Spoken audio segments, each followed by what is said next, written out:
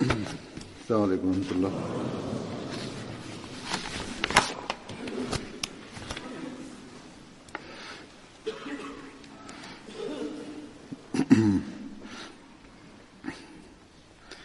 أشهد أن لا إله إلا الله وحده لا شريك له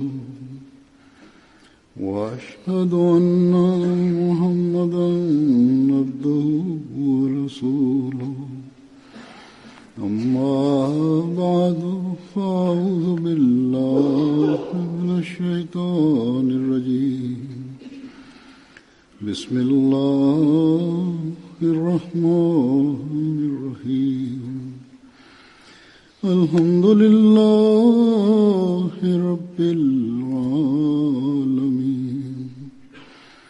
الرحمن الرحيم مالك يوم الدين إياك نعبد وإياك نستعين اهدنا الصراط المستقيم صراط الذين أنعمت عليهم غير المغضوب عليهم ولا الضالين.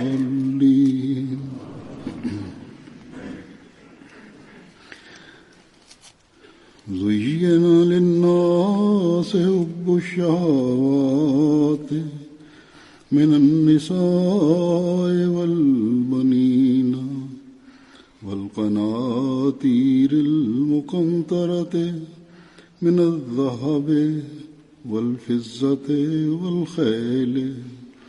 والخيل المصومة والأنعام والحرث ذلك متاع الحياة الدنيا والله عنده حسن المآب.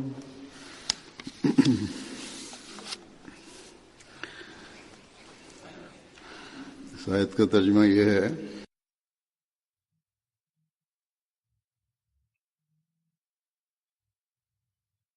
La traduction de ce verset est comme suit.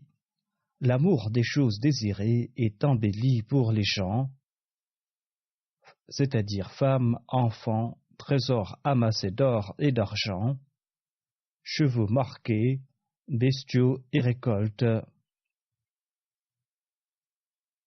Telle est la provision de la vie d'ici-bas, mais c'est auprès d'Allah qu'il y a un excellent retour.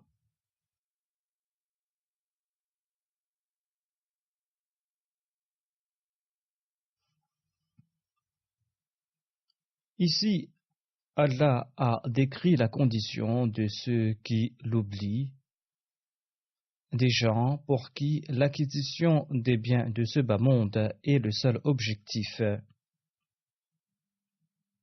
Lorsque l'homme oublie Allah l'exalté, eh bien, il tombe dans les filets de Satan. Certes, c'est Allah qui a créé tout cela, et tous ces objets font partie des faveurs d'Allah l'exalté. Et il faudra aussi en profiter. Et d'ailleurs, le Messie promis l'Islam nous a expliqué clairement que se couper entièrement de ce monde et de son commerce est un acte condamnable. Il faut aussi se marier, car c'est là une sunna du saint prophète Mohammed paix soit lui. Il en est de même des autres œuvres de ce monde que les compagnons accomplissaient. Certains de ces compagnons possédaient d'immenses richesses. Or, ces compagnons ne s'étaient pas voués corps et âme à ce bas monde. Le Messie premier l'Islam déclare: Sachez que Dieu ne désire pas que vous délaissiez entièrement ce bas monde. Allah souhaite tout simplement que vous vous purifiez l'âme, tout comme il l'affirme, Qad aflaha man zakkaha. c'est-à-dire celui qui s'est purifié l'âme, a atteint son objectif. Le Messie promet l'Islam ajoute: faites du commerce, cultivez la terre, trouvez un emploi ou un métier. Faites ce que vous désirez, mais prémunissez votre âme de toute désobéissance à l'égard de la personne de Dieu. Et accomplissez une purification qui empêchera vos occupations terrestres de vous rendre négligents envers Dieu. Le Messie promet l'Islam a aussi expliqué: accorder à l'âme ce qui lui revient de droit est permis, or les excès de l'âme ne sont pas permis.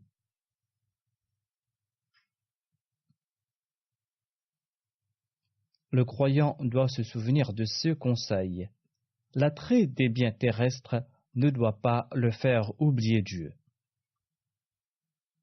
Tout comme Allah l'a déclaré dans ce verset, Zuyina linnasi hubbu shahawat, c'est-à-dire l'amour des choses désirées a été embelli pour les hommes.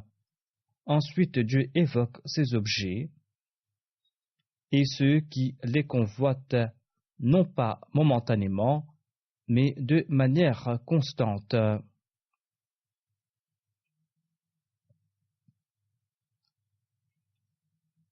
On trouve mention de ces personnes qui sont avides des choses de ce monde, de ces personnes qui se soucient uniquement de l'acquisition des biens terrestres. Le verbe shahwa signifie ressentir un désir immodéré pour quelque chose. Cela signifie l'avidité. Cela signifie s'en soucier de manière constante. Ce verbe signifie aussi la concupiscence ou éprouver de vils penchants, éprouver des désirs sexuels immodérés. Tout cela tombe dans la catégorie de shahwa. Ici, Allah affirme que ce n'est pas lui qui implante pareille envie dans les cœurs des hommes. Ce n'est pas lui qui implante un tel amour. Ce n'est pas ainsi que profiter des faveurs divines. Pareil amour immodéré vient de la part de Satan. Ce n'est pas un souhait, un attrait ou une beauté ordinaire. Cette convoitise est si forte que l'on vit dans une fièvre et une fébrilité constante.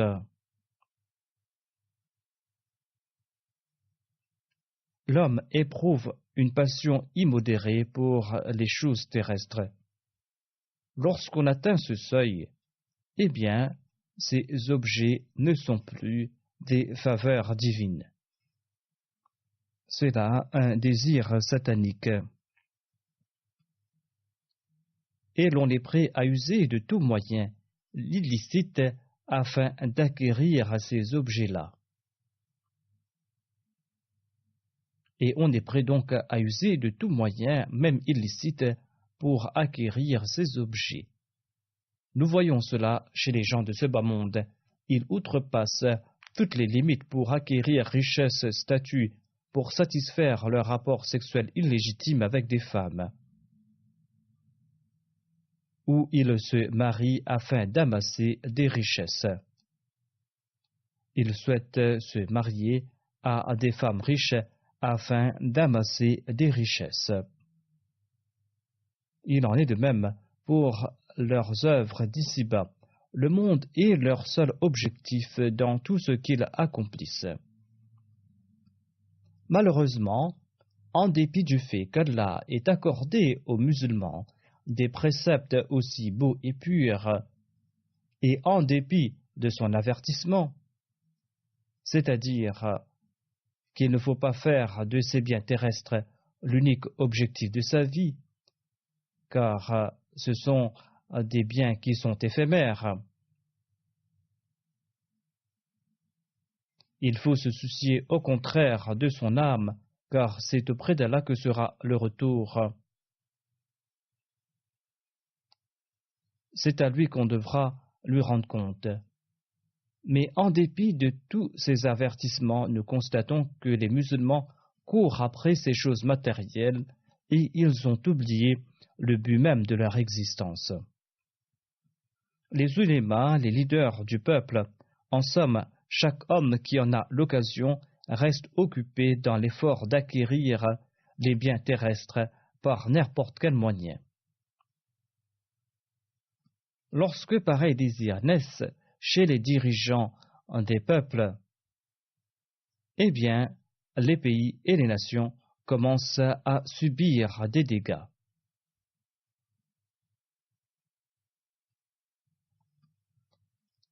Il s'agit là de la raison d'être du désordre actuel au sein des pays islamiques.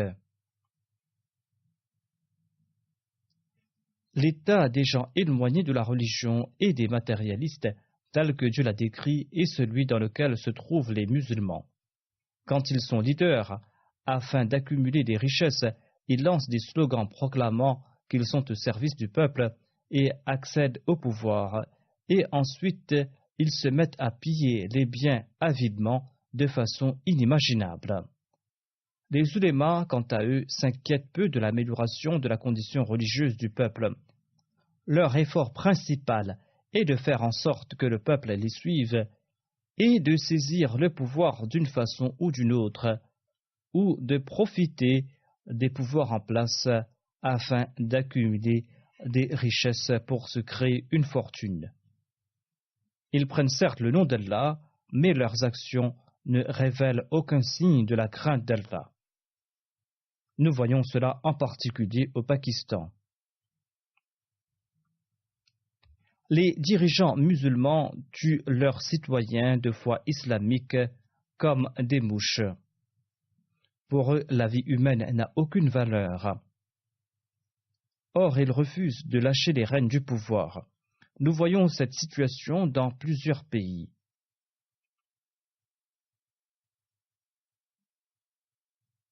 Et ils font tout pour conserver à vie le pouvoir. Et ils font sentir leur puissance et ils continuent à s'accaparer des richesses. Ils ne sont jamais rassasiés. Pourquoi les pays islamiques, dont plusieurs sont riches et dotés de ressources naturelles, eh bien pourquoi ces pays musulmans se trouvent-ils dans un si mauvais état? Pourquoi dans ces pays musulmans les pauvres sont-ils en train de s'appauvrir de plus en plus? Certains n'arrivent même pas à s'offrir un repas par jour. On dit de l'Arabie saoudite qu'elle est un pays très riche. Mais là-bas aussi la pauvreté ne cesse de croître. Les pauvres y étaient démunis dans le passé et à présent ils continuent de s'appauvrir. En dépit de leur fortune pétrolière, l'indigence y a atteint son comble. Ce sont que les princes, les nantis, les dirigeants qui jouissent d'une condition financière excellente. Ils dépensent des millions par jour. Ces gens-là gagnent leur argent par des moyens illicites en s'appropriant de ce qui revient de droit aux pauvres et ils dépensent ces richesses de façon délictueuse. Qu'Allah le Très-Haut accroît à ces gens-là, à ces leaders, à ces monarques, à ces égoïstes, l'intelligence de comprendre qu'au lieu d'accumuler ces fortunes, ils devraient les utiliser à bon escient et les dépenser à bon escient. Ils arriveront à s'attirer le plaisir d'Allah, mais de plus, du point de vue séculier, ils deviendront une puissance unifiée. Les puissances non musulmanes, au lieu de les forcer à les suivre et au lieu de les regarder d'un œil réprobateur, se mettront à accepter ce qu'ils disent. Ces jours-ci, il y a un grand tollé autour de Jérusalem, depuis que le président américain a annoncé qu'il a décidé d'y transférer son ambassade et de reconnaître Jérusalem comme la capitale d'Israël, alors qu'en réalité, tous les bureaux centraux d'Israël se trouvent à Jérusalem, bien que le reste du monde ne lui concède pas ce statut de capitale. Cette annonce a provoqué tout un tumulte en ce bas monde. Mais malgré ce tapage, malgré les protestations de différents gouvernements, il faut admettre que tout cela est en train de se produire à cause de la faiblesse des pays musulmans. Les guerres entre musulmans et les malaises à l'intérieur de ces pays musulmans ont en effet accordé l'occasion aux non-musulmans de créer de telles situations et de faire pareille annonce. Le président américain veut qu'il n'y ait jamais de paix entre les différentes nations musulmanes. Et il veut qu'il soit toujours obéi. L'Arabie saoudite vient de déclarer que cette décision récente du président américain n'est pas du tout acceptable, alors que quelques jours de cela, les Saoudiens acceptaient sans broncher tout ce qu'ils disaient. Ils ont accepté l'annonce américaine contre l'Iran, alors qu'ils auraient dû l'arrêter à ce moment-là en disant « Nous nous tenons aux côtés de chaque nation musulmane et nous ne pourrons donc supporter aucune action contre une nation musulmane, quelle qu'elle soit. » Ensuite, venons-en à leur action contre le Yémen. Dans ce cadre, ils prennent l'aide de grandes puissances.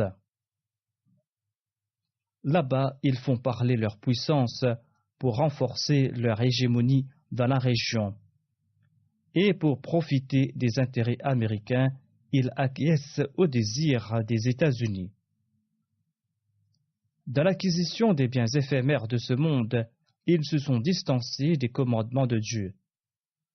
Le résultat qui devrait découler de la désobéissance au commandement de Dieu s'est donc produit. Les non-musulmans ont continué de s'imposer à eux. Le Messie promet l'Islam compare ceux qui sont avides des biens terrestres et ceux qui se soucient uniquement de l'assouvissement de leurs désirs matériels à celui souffrant de démangeaisons, celui qui souffre de démangeaisons et qui tire plaisir à se gratter. Il croit qu'il s'accorde du soulagement tandis qu'il est en train de se mutiler. Il se soulage temporairement en se grattant, tandis qu'il est en train de s'enlever la peau, tandis qu'il est en train de se saigner à blanc.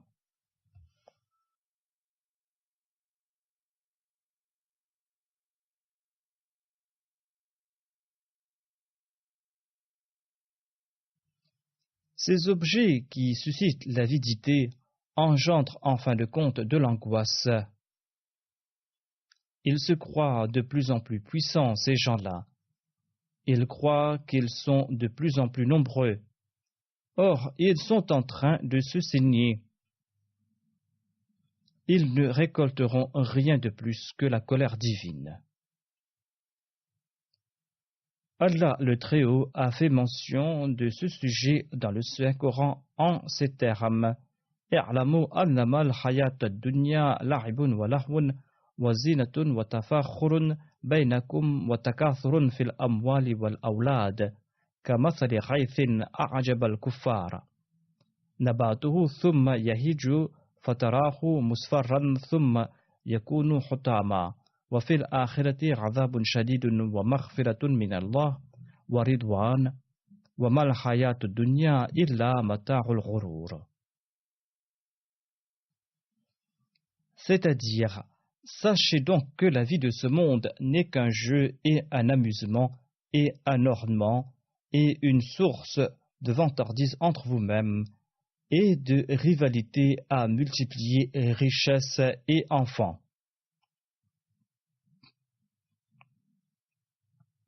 Cette vie est pareille à de la pluie qui produit de la végétation qui fait réjouir les cultivateurs. Ensuite, elle se dessèche et tu la vois jaunir. Puis elle devient des particules de paille brisées. Et dans l'au-delà, il y a un châtiment rigoureux ainsi que le pardon de la part d'Allah et son plaisir. Et la vie de ce monde n'est qu'une jouissance temporaire trompeuse. Ainsi, au lieu de se vouer corps et âme à l'acquisition des biens matériels et de s'enorgueillir, le croyant doit chercher le pardon ainsi que le plaisir divin. À l'instar de celui qui souffre de démangeaison, il ne doit pas mettre en danger sa vie ici-bas sur terre et dans l'au-delà. Lors d'une rencontre, le Messie premier d'Islam a décrit cette vie d'ici-bas ainsi que les biens terrestres. Il a déclaré à ce propos: autant l'on évitera cette lutte quant à l'assouvissement des désirs matériels, autant l'on atteindra ses objectifs dans la vie. Il est un feu qui consume le cœur de celui qui s'adonne à cette lutte. Il vit dans une tourmente permanente. C'est en se libérant de ses désirs que l'on pourra mener une vie sereine ici-bas. Évitez de vous vouer corps et âme à l'acquisition des biens d'ici-bas. Un cavalier qui voyageait rencontra sur sa route un mendiant qui avait à peine de quoi se vêtir. Le mendiant n'avait même pas de quoi se vêtir. Le cavalier lui a demandé: « Comment vas-tu, l'ami ?» L'indigent de répondre: « Que dire de celui dont tous les souhaits ont été exaucés ?» Le cavalier, tout étonné, lui demanda: « Comment cela? Tous tes désirs ont été assouvis ?» Le mendiant expliqua: « Quand on abandonne tous ses désirs, on obtient tout. » Le Messie premier à l'Islam explique en bref: « L'on souffre quand on désire toute chose. Or, tout abandonner pour se contenter de ce que l'on possède est une manière de tout posséder. » L'allégresse et non la souffrance signifie le salut et la délivrance. Une vie de souffrance n'est pas souhaitable pour la vie d'ici-bas ou celle de l'au-delà. La vie d'ici-bas prendra fin tôt ou tard. Elle ressemble à un morceau de glace qui fondra certainement, même si on l'emballe ou on l'enveloppe sous des toiles avec maintes précautions. La vie, à l'instar de la glace, se fond. L'on peut user de tous les moyens pour préserver la vie, or elle connaîtra la fin tôt ou tard. Elle change jour après jour. Les médecins abondent en ce bas monde. Or, personne n'a trouvé la formule garantissant la vie éternelle. Aucun de ces médecins n'a trouvé un moyen pour garantir la vie éternelle à l'homme ou un âge spécifique à l'homme. D'aucuns, pour égayer un vieillard, lui disent: « Tu es encore jeune. 60 ou 70 ans, ce n'est rien. » Pareilles plaisanteries sont passagères. En souhaitant vivre éternellement, l'homme trompe son âme. Après 60 ans, on commence à perdre irrémédiablement sa vigueur d'antan. Fort chanceux sont ceux qui arrivent à préserver un tant soit peu leur vigueur jusqu'à l'âge de 80-82 ans. L'on sombre dans une légère démence la plupart des cas, et personne ne vient vous demander conseil à cet âge. D'ailleurs, les facultés mentales ne sont plus ce qu'elles étaient.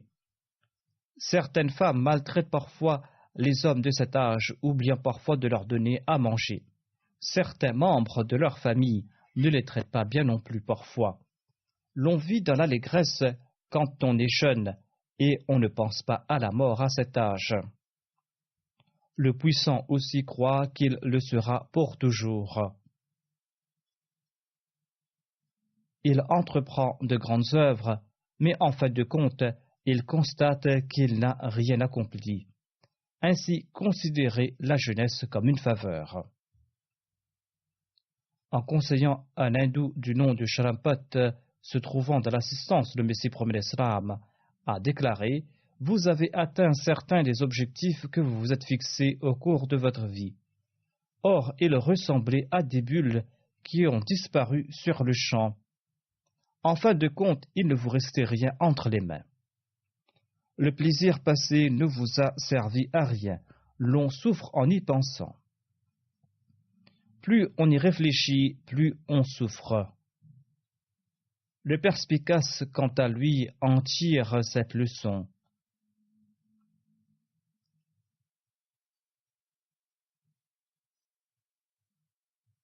L'homme est assujetti au temps, se dit le perspicace, et il doit suivre le temps. Il ne lui reste que le temps qu'il est en train de vivre, le passé et le passé. Le ruminer est un vain exercice. L'enfant dans les girons de sa mère est au comble de la joie. Tout le monde le prend et le cajole. Ce temps ressemble au paradis. Où est-il à présent? Il n'est plus ce temps-là. Ce monde est éphémère, ce temps est éphémère. Le confort aussi est temporaire. Ainsi, celui qui vit dans le confort et celui qui possède pouvoir et autorité doit réfléchir sur ses conseils. Le Messie promet l'Islam ajoute comment revivre ces moments-là. On raconte, dit-il, qu'un roi commença à pleurer en voyant quelques garçons.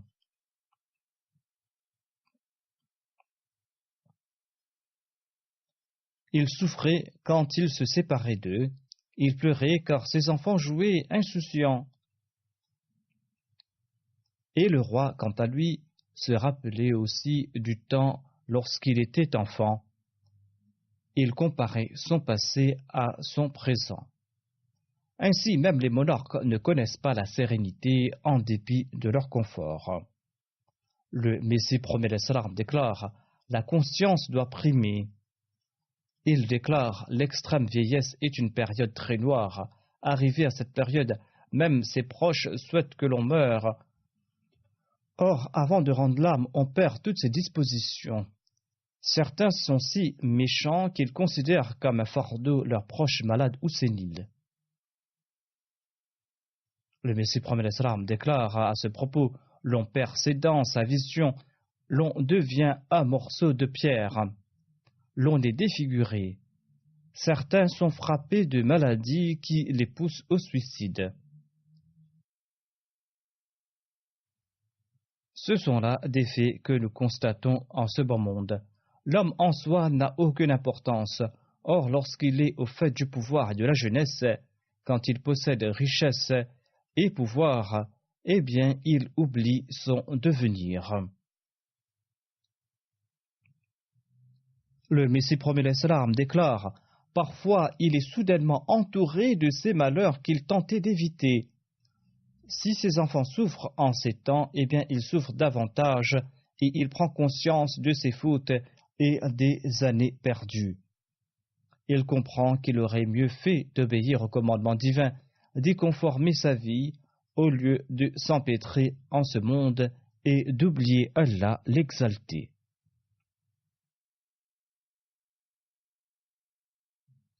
Nombre de pharaons et de Haman ont foulé cette terre. Ils étaient forts et puissants. Or, leur prestige ne leur a été d'aucune utilité.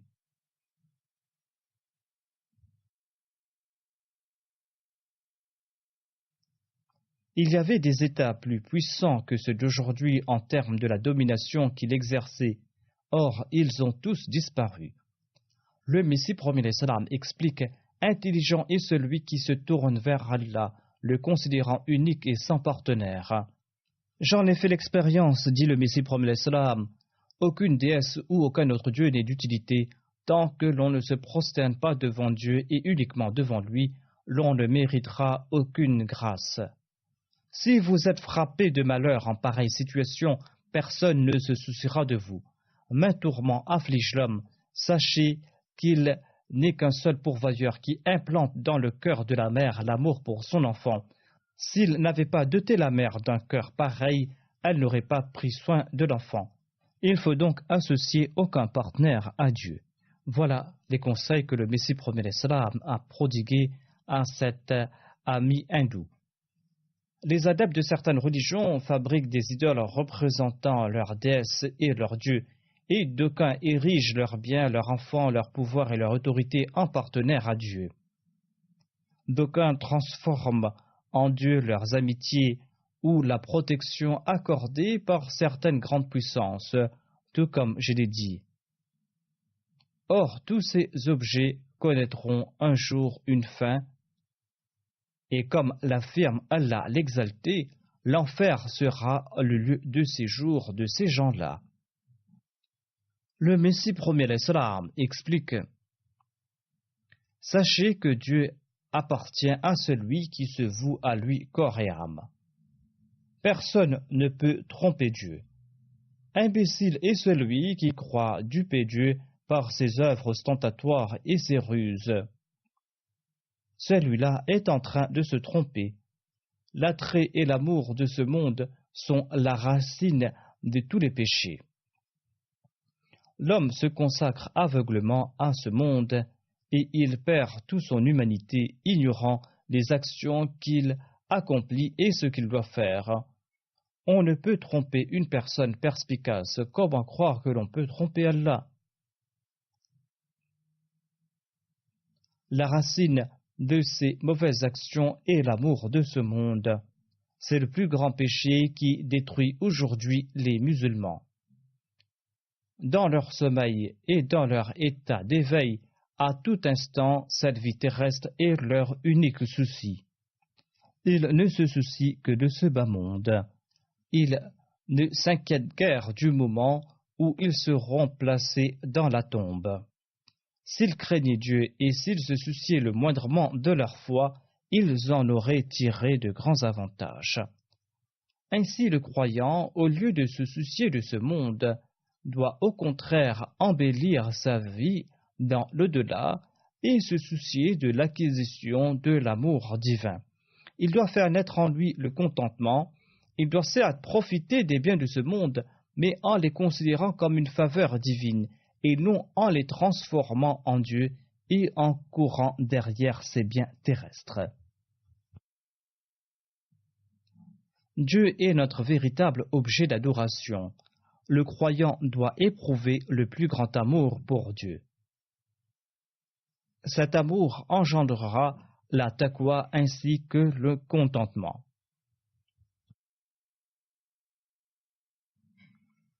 Un des signes distinctifs du croyant est qu'il éprouve pour Dieu le plus grand amour, tout comme l'affirme le Saint-Coran, وَالَّذِينَ آمَنُوا أَشَدُّ حُبًّا لِلَّهِ, c'est-à-dire les croyants portent l'amour le plus fort pour Allah.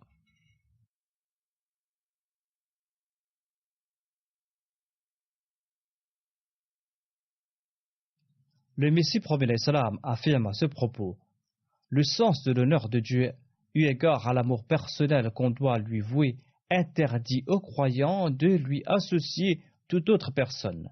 C'est-à-dire Dieu est très jaloux et a un très grand sens de l'honneur. Il ne souhaite pas qu'on lui associe des partenaires. Notre foi, ce trésor que nous chérissons le plus, sera à l'abri tant que nous ne lui associerons personne dans cet amour.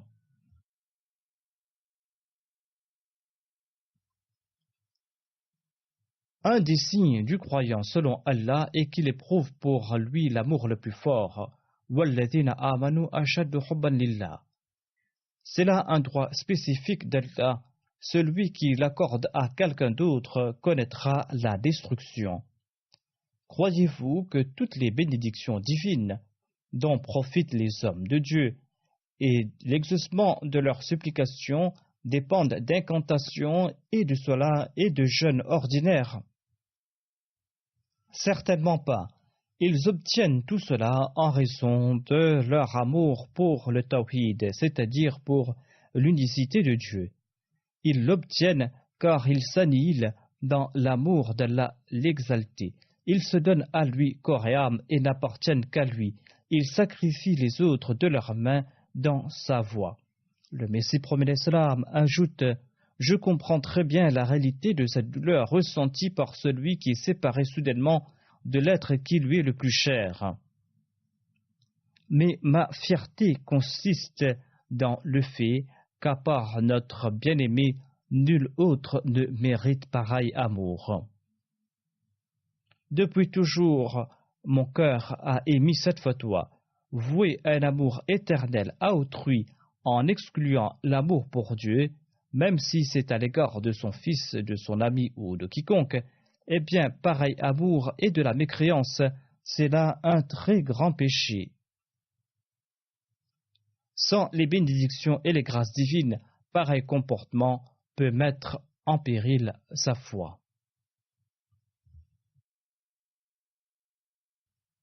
Allah l'exalté de par sa grâce et de par sa bénédiction vient à notre aide. Sinon, notre foi sera en danger en pareille situation.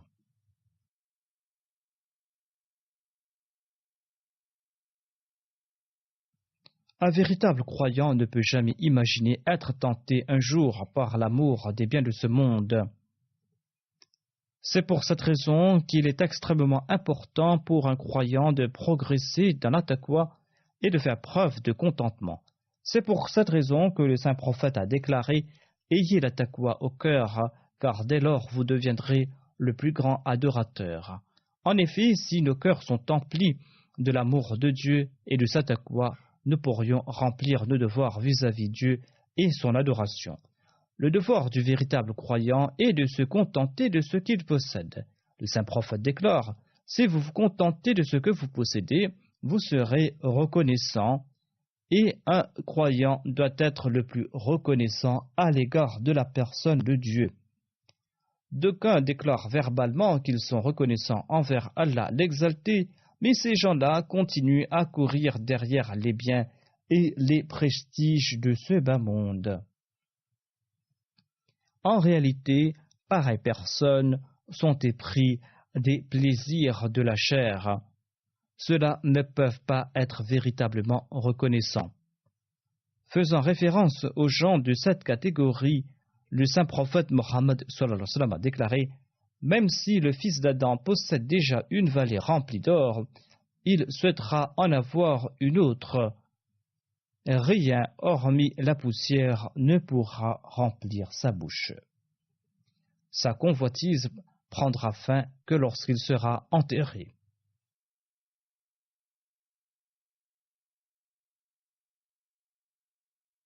Ensuite, le Messie promet a déclaré « Allah l'exalté accepte le repentir de ceux qui se repentent. Ainsi, nous devrons nous repentir de nos erreurs tant que nous en avons le temps. »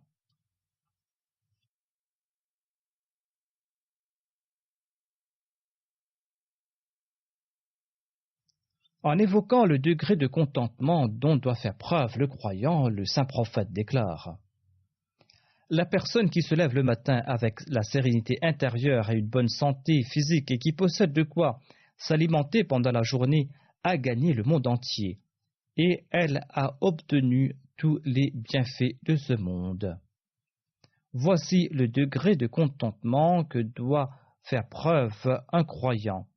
Qu'Allah fasse que nous puissions nous contenter de ce que nous possédons, que nous puissions posséder la taqwa, et qu'il fasse que, au lieu d'aimer les choses de ce monde, nous ayons l'objectif d'aimer Allah l'exalté, et que nous puissions profiter de son pardon et de son plaisir. Ensuite, je souhaite également attirer votre attention vers une prière spécifique. Comme je l'ai déjà mentionné brièvement, les dirigeants des pays musulmans courent derrière les bienfaits mondains et, dans la majorité, ces leaders ont substitué les grandes puissances à Allah. Ils considèrent qu'être leur ami est une marque de salut et une garantie de leur progrès. Mais si nous prenons le cas des États-Unis, eh bien, selon un journal allemand, dans un article écrit par un analyste, il est dit que, entre autres, que le monde considérait auparavant Washington comme son modèle et se tournait vers Washington.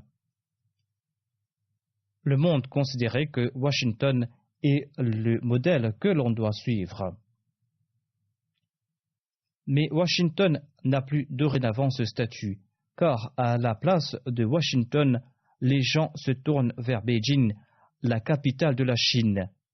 Beijing est en train de devenir le modèle à suivre. Les États-Unis ont perdu leur domination ainsi que leur statut. Les dominations mondaines sont éphémères. Aujourd'hui, un État peut être dominant et demain, il n'est plus dominant. Les musulmans doivent maintenant en tirer des leçons. Récemment, la décision de transférer l'ambassade américaine à Jérusalem a été prise par les États-Unis avec le but d'améliorer peut-être sa relation avec Israël pour que ces relations soient plus solides et afin de retrouver sa suprématie. Mais lorsque Allah enclenche le déclin d'un pays, les amitiés mondaines et les pactes de ce bas monde ne sont d'aucune utilité. Il semble que ce déclin a commencé à affecter les grandes puissances et les États-Unis en particulier. Allah l'exalté sait le mieux comment cela va finir. Les tentatives de pousser les musulmans à s'entretuer vont maintenant s'intensifier. C'est pour cette raison que nous devrons beaucoup prier pour le monde musulman. Qu'Allah leur accorde l'intelligence nécessaire afin qu'ils puissent s'unir et que le risque potentiel de guerre entre ces pays se dissipe. Prions que les conflits entre ces pays s'arrêtent. Ces conflits ont causé la mort de milliers de personnes, voire, selon certains chiffres, de centaines de milliers de personnes. Qu'Allah leur accorde l'intelligence et qu'il leur permette de s'unir comme un peuple et qu'il leur permette de mettre fin à leurs conflits afin que les ennemis de l'islam ne puissent pas en tirer profit. Il faut surtout que l'on prie que les musulmans d'ici-bas acceptent le Messie promis et le Mahdi promis qui a été suscité par Allah l'exalté. En s'attachant à lui, ils pourront établir la paix entre eux et établir la paix dans le monde entier.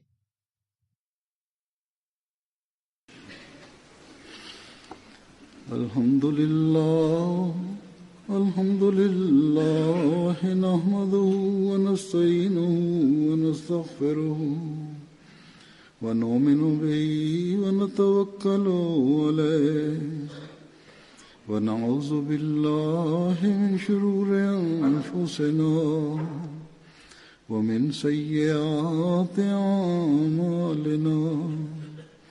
من يهده الله فلا مضل له ومن يضلل فلا هادي له ونشهد أن لا إله إلا الله ونشهد أن محمدا عبده ورسوله عباد الله رحمكم الله إن الله يأمر بالعدل والإحسان وإيتاء ذي القربى وينهى عن الفحشاء والمنكر والبغي يعظكم لعلكم تذكرون اذكروا الله يذكركم وادعوه يستجب لكم ولذكر الله أكبر.